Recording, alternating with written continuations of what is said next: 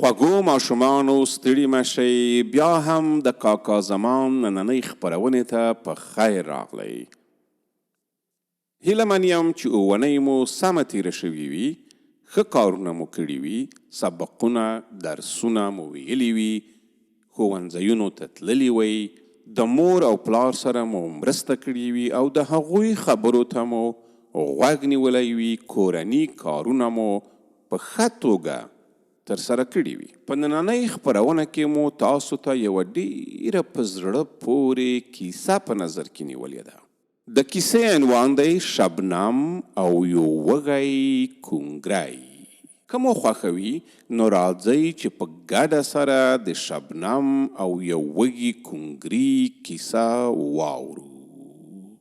هیله من یم چې تر پایه پورې دغه کیسې ته غوږ شئ او بیا یې له خپلو ملګرو، ټولګیوالو او خپلوانو سره شریکه کړئ.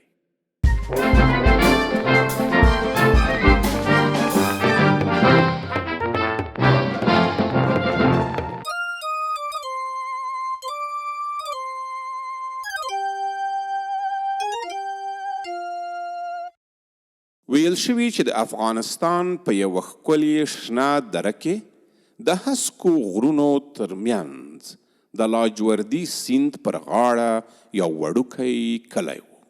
په دغه کلي کې یوه وړه نجلۍ اوسېدله چې شبنم نومېدله.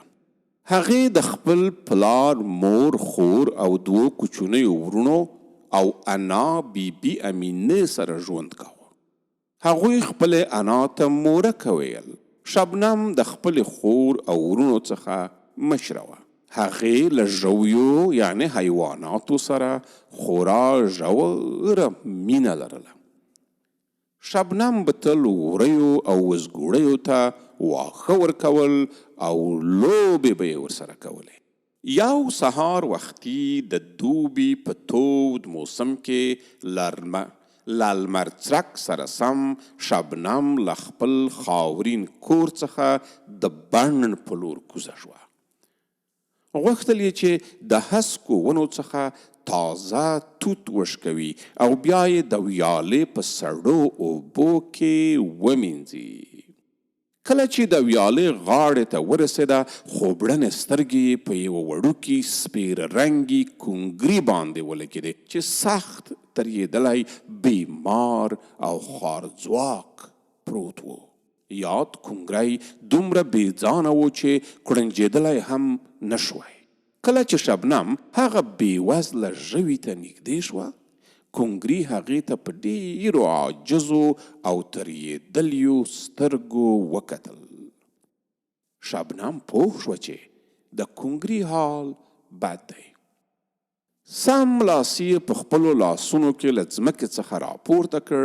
د یوې رنځپوهې یعنې ډاکټرې په څېر یې سر تر پښو پورې معاینه کړ، خو د هغه په بدن کې کوم ټپ او یا پرهر ونه لیدل، یعنی کوم زخم یې ونه لید. د شبنم انا یعنی مورکې به تل وري او وزګوړي ساتل، نو ځکه شبنم د ژویو له خوی سره عادت وه. بې له درنګه یې کونګری د ویالې غاړې ته یوړ. په خوله کې څو څاڅکې سړې اوبه نرمې وڅڅولې.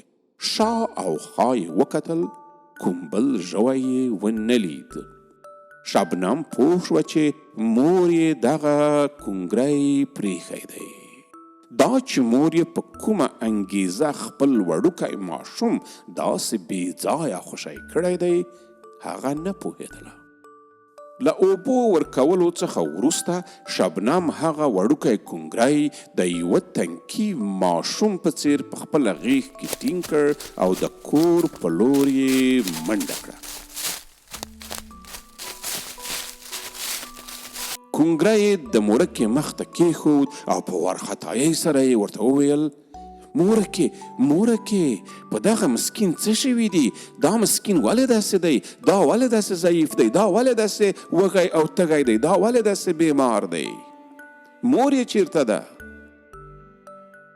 مورکې په ډېر غور سره هغه وړوکي کونګري ته وکتل او بیا یې شبنم ته په نرم اواز وویل: لورکې، مور به یې کوم ظالم وژلی وي؟ دا کونګری ډېر وږی او خوارځواکی دی. ژر شه شیدې ورکړه، ژر شه شیدې ورته ورکړه چې موړ شي، ځان ونیسي.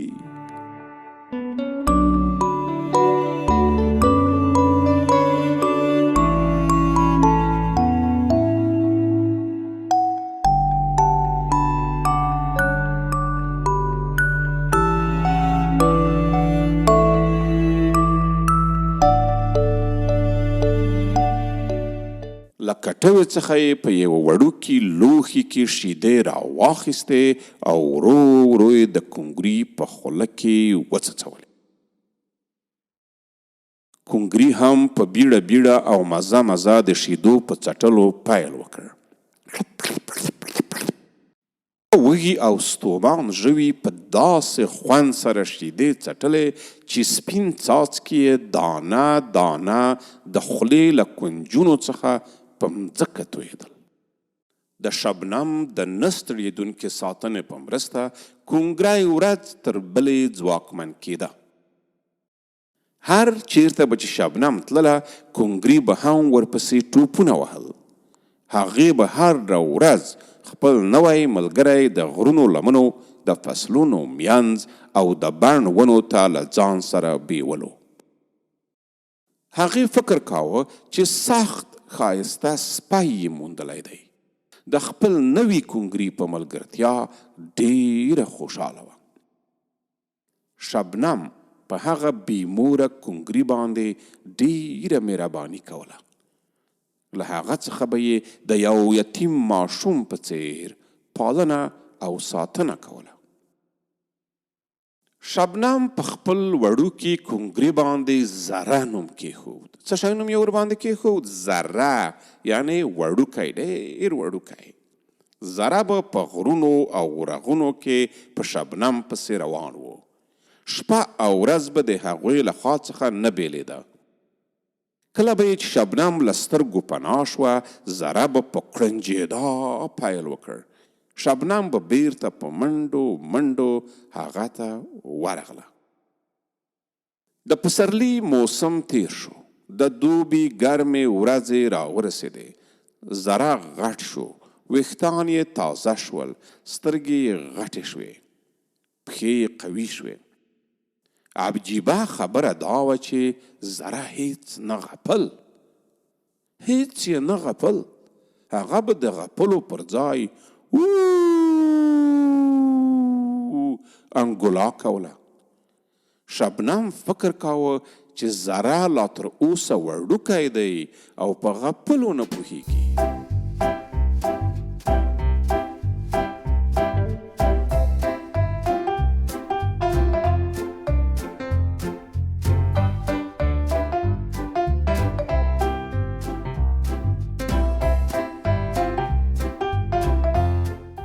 د دوبي د موسم په تیریدو او د مني په رارسېدو سره زره نور هم غټ او ځواکمن شو. کله به چې زره په شبنم ورټوپ کړل، شبنم به یې په ځمکه وغورځوله، شړوپ به یې شو. بیا به یې زره ته په ټوکه کې وویل: هی بې وفا، ته اوس ما څملوې؟ ته څومره ستر سړی شوې؟ بیا به یې زره ویښتانو راونیوه، هخوا دخوا ته به یې وخوځاوه او کړس به یې ورته وخندل.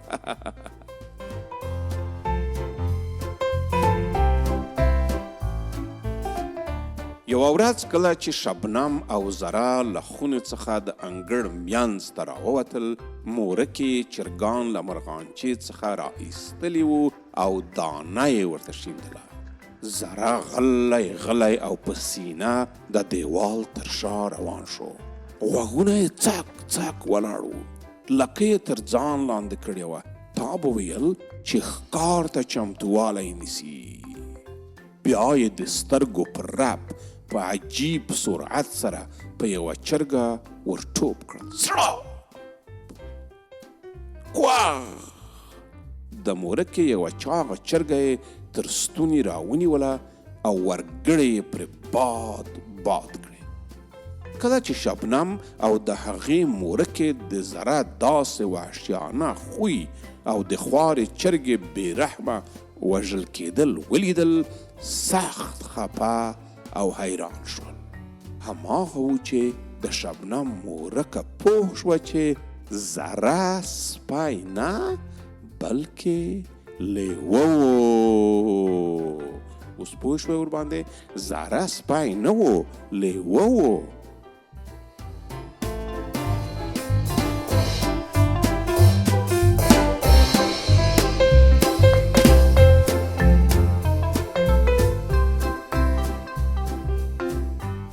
هو خوږو ماشومانو، زره کونګری نه بلکې لیوه.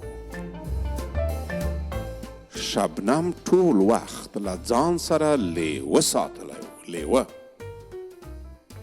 د زره د دغه وحشیانه عمل په کولو سره شبنم وپوهېده چې نور نشي کولی زره په کور کې وساتي. هغې په ډېر خفګان سره زره له کور څخه راوایست او د غرونو په خوا یعنې د لویدیځ په لور یې ورسره مخه کړه. هلته د یوې تپې په سر ودرېده، لاس یې د زره په سر باندې کېښود، د هغه په سترګو کې ژور ژور وکتل او ویې ویل. څه یې وویل؟ ګرانه زره، که څه هم زړه مې له تا څخه نه بیلیږي، خو ته یو لیوه یې. ته نور نشي کولی چې زموږ انسانانو ترمنځ واوسېږې، ځکه ستا استوګنځی غرونه او رغونه دي. ته نشي کولی چې په کور او کلي کې ښکار وکړې. ته باید په پراخو درو او هسکو غرونو کې ژوند وکړې. خو یو قول را سره وکړه چې ما مه هېروه. کله کله زما خبر اخله. اوس د خدای مل او ملګری شه. د دغه خبرو په ویلو سره شبنم له زره څخه وروستی غیږ تاو کړه. هغه وحشي ژوی یې په سر ښکل کړ. زره هم خپل سر د شبنم په بدن څو ځله کش کړ. بیا یې شبنم ته ژور ژور وکتل. سر یې د هوکړې په موخه ښکته او پورته وخوځاوه. تا به ویل چې د شبنم په خبرو پوه شوی و. خپله لکۍ یې وښوروله او د غرونو په لور یې منډه کړه. تر ډېره ځایه یې شاته کتل. شبنم هماغلته ولاړه وه او د زره په جدایۍ کې په مخ باندې رڼې اوښکې روانې وې. ورو ورو زره د شبنم له سترګو څخه پناه شو. غرني شمال د شبنم ویښتانو ته په خپلو سړو ګوتو ناز ورکاوه. سارایي باد د شبنم اوښکې نرمې نرمې وچې کړې. هغې یوه ژوره ساه وایستله. په زړه کې د خوشحالۍ خوندوره نغمه پیل شوه. ناڅاپه وپوهېده چې د یوه وحشي ژوي ژوند یې ژغورلی دی. بیا یې له ځان سره وویل، په رښتیا هم چې زره د غرونو بچی دی او باید خپل هستوګنځي ته ولاړ شي. په کور کې د هغه وحشي ژوي ساتل نامناسب کار دی. د پاسنیو خبرو په ویلو سره یې په شونډو د سهار د ګل په څیر پراخه خندا خوره شوه او د کور په لور راوڅرخېده. په انګړ کې خپله انا ولیده چې لا هم د چرګې په ویر اخته وه. شبنم د خپلې انا په لیدلو سره مسکی شوه او له ځان سره یې وویل، ښه شو چې زره په مړه خېټه غرونو ته ستون شو. ګرانو ماشومانو، زموږ نننۍ خپرونه په همدې ځای باندې پای ته رسیږي. هیله من یم چې کیسه مو خوښه شوې وي. ستاسو لپاره ښه اونۍ غواړم. خپل کارونه مو په وخت سره وکوئ، کورني کارونه مو په وخت سره وکوئ، سبقونه مو ووایئ، پلار او مور ته مو غوږ شئ. او تر ټولو اړینه د ما وروستۍ خبره همیشه څه شی ده؟ زما وروستۍ خبره همیش دغه ده چې کله چې د سړک نه هاخوا داخوا اوړئ، د ښي لاس او کیڼ لاس طرف ته وګورئ او بیا په ډېرې ارامۍ سره له سړک څخه تیر شئ. پام وکړئ چې موټر ډېر تیز او موټروانان ډېر بې پامه دي. ښه ژوند درته غواړم. الله مو مل شه. بلې خپرونې ته مو بیا هم هرکلی کوم. د خدای په امان خوږو ماشومانو.